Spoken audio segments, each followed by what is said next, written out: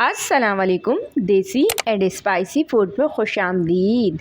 आज हम बना रहे हैं बहुत ही ज़बरदस्त मसालेदार चना दाल फ्राई। ढाबा स्टाइल में बहुत ही मज़े की बनती है और बहुत ही यूनिक और झटपट में बनकर रेडी हो जाती है।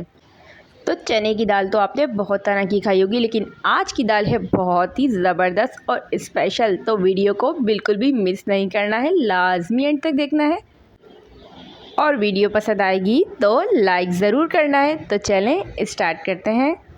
सबसे पहले हमने चने की दाल को लेके 1 घंटा भिगो दिया था और उसके बाद उसको अच्छे से बॉईल कर लिया था। तो दाल को हम पहले से बॉईल करके अलग से रख लेंगे। सिर्फ हमने इसको बॉईल करते हुए थोड़ा सा नमक शामिल किया था। दूसरी तरफ हम इसका मसाला रेडी करेंगे। तो सबसे पहले मैंने एक पैन के अंदर ऑयल गरम किया था और ऑयल गरम करने के बाद मैंने एक मीडियम साइज़ की प्याज बारीक कट करके इसके अंदर शामिल की थी। तो प्याज को हम हल्का लाइट गोल्डन होने तक अच्छे से पकाएंगे।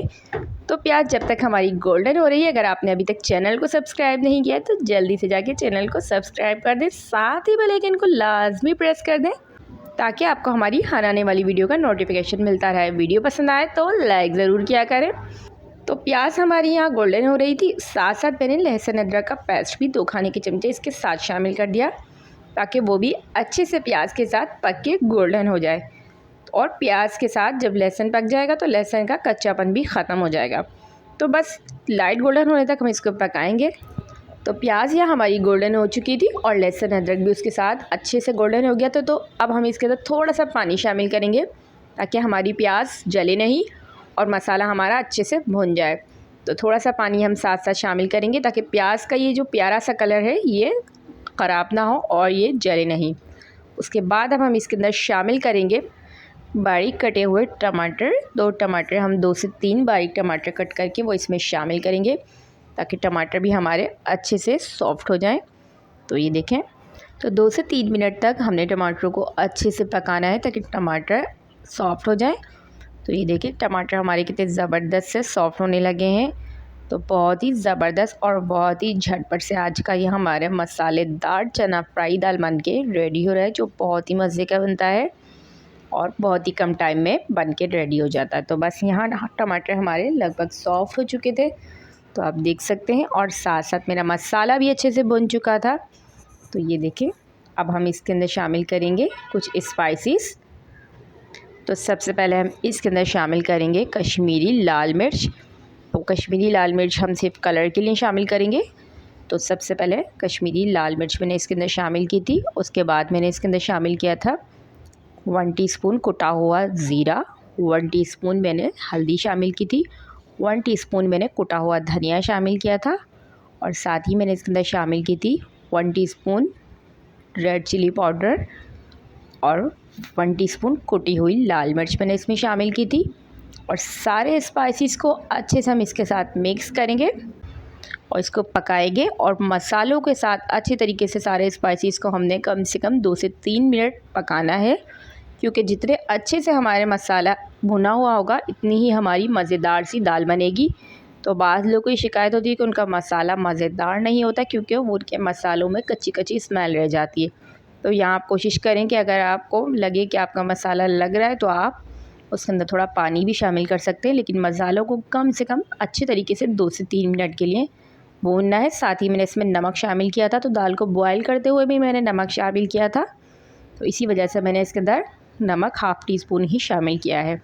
उसके बाद मसाला मेरा अच्छे से भुन चुका था और जब ऑयल सेपरेट होने लगे तो आप समझ जाएं कि आपका मसाला अच्छे से भुन चुका है। तो दाल को अब हम इसमें शामिल कर देंगे जो हमने पहले से बॉयल की हुई थी। तो दाल हमारी खिली खिली होनी चाहिए, बस वो आप ज़्यादा उसको पकाएंगे नहीं, दाल को खिली खिली रहनी चाहिए इस तरह से, ताकि दाल मसाले के साथ मज़ीद पके। और बहुत ज़्यादा घुली हुई दाल इसमें अच्छी नहीं लगती, तो इस तरह से हमें खिली खिली दाल चाहिए थी। और थोड़ा सा पानी भी दाल में मौजूद था तो मैंने इसमें वो शामिल कर दिया था। अच्छे से मसालों के साथ इसको मिक्स करेंगे।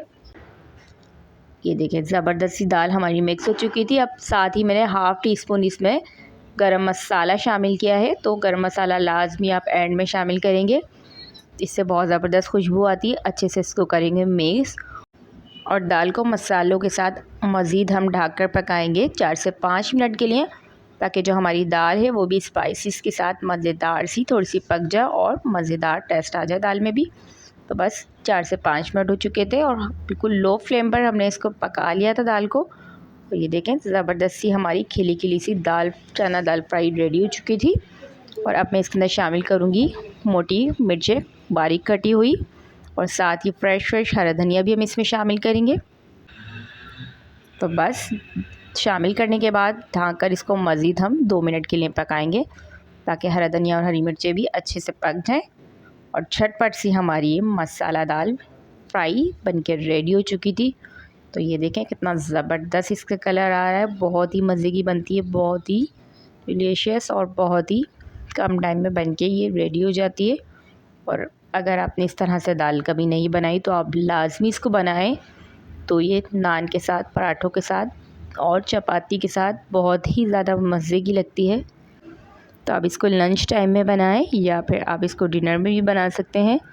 तो बहुत ही ज़बरदस्त सी हमारी ये दाल बनके रेडी हो चुकी थी। थोड़ी सी हरी मिर्चें मैंने इसके ऊपर से भी गार्निश की थी, थोड़ा सा हरा धनिया और थोड़ा लच्छा प्याज भी हम ऊपर से इसके अंदर डालेंगे।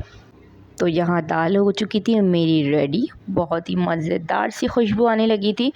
तो अब साथ ही मैं इसके बनाऊँगी गर्मा गर्म चपाती और चपाती के साथ हम इसको सर्व करेंगे। तो बस उसके बाद हम इसको करेंगे एंजॉय। तो अगर आपने भी ऐसे ही मज़ेदार सी दाल को करना है एंजॉय तो जल्दी से जाके इसको ट्राई करें और मुझे लाज़मी बताएं कमेंट्स में कि आपको ये रेसिपी कैसी लगी। इंशाल्लाह मिलती हूँ नेक्स्ट वीडियो में, जब तक के लिए अल्लाह निगहबान।